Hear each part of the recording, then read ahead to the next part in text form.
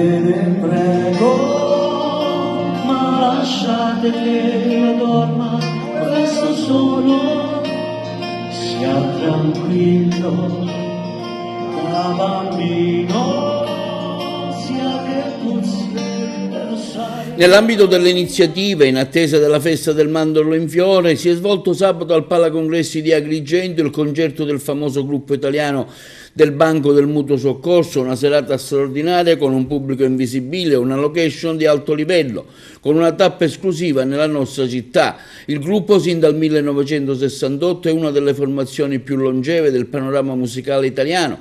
Oggi il Banco ha riproposto brani storici del suo repertorio. Il concerto è stato diviso in 3 momenti, il primo risalente a 50 anni fa, quando uscì nel lontano 1972, con la famosa copertina a forma di salvadanaio. La seconda parte del concerto si è presentato il nuovo disco Orlando, le forme dell'amore, proposto proprio da Vittorio Innocenzi, leader del gruppo. La terza parte ha ripercorso il meglio della carriera del Banco del Mutuo Soccorso durante il suo periodo musicale.